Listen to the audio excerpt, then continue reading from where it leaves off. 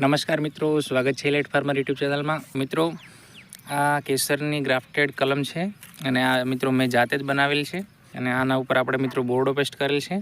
તો મિત્રો ઘણા બધા મિત્રોની કોમેન્ટ હતી કે શું હવે રિંગ મારી અને ખાતર આપી શકાય. મિત્રો હાલની તારીખ છે 28 ઓક્ટોબર 2025. તો મિત્રો એનું હું લાઈવ તમને બતાવું છું કે હાલ રિંગ કેમ ના આપવી જોઈએ. આ થડવાળો ભાગ છે અને અમે એની આજુબાજુ આ રીતે રિંગ આપેલ છે ગોલ રાઉન્ડમાં. આની અંદર મિત્રો NPK, પછી છાણિયું ખાતર અને માઇક્રોન્યુટ્રિયન્ટ આ ત્રણેય આપેલ છે. તો રિંગ હવે ના અપાયાનું કારણ શું જોઈ શકો છો.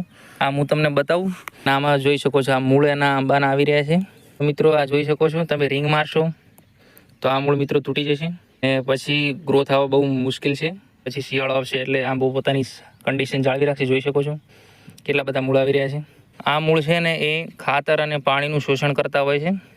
મેન મૂળ તો એનું કામ છે એની સ્થિતિ જાળવી રાખવી, પછી પવનના કારણે ઝાડ પડી ના જાય. અને જોઈ શકો છો ખાતર પણ આવી રહ્યું છે.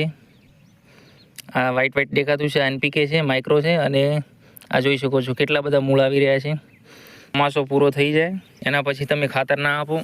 જો ખાતર આપવું હોય તો ચોમાસા પહેલાં આપો, કારણ કે એના પછી બહુ મૂળ આવતા હોય છે. તો આ રીતે મૂળ તૂટી જશે તો ફ્રૂટ સેટિંગ પણ નહીં થાય. પણ આપણે હાલ નાની હાઈટ છે એટલે આના ઉપર ફ્રૂટ સેટિંગ કરવાનું નથી. પણ મોટા આંબામાં જો રિંગ મારવાનું વિચારતા હો, ના વિચારો. પછી હાલ તમે રિંગ મારશો તો ડ્રોપિંગની સમસ્યા આવશે. અને આવી મિત્રો માટી પણ જોઈ લ્યો. આ ટાઈપની જમીન છે તો પાણી પડ્યું નહીં રહે અને પાણી જમીનમાં આસાનીથી જતું રહેશે. વિડીયો મિત્રો માહિતીપૂર્ણ લાગ્યો હોય એને લાઈક કરજો, ચેનલને સબસ્ક્રાઈબ કરજો, જોતા રહેજો ઇલાઇટ ફાર્મરને. મળીએ આગળ. ધન્યવાદ.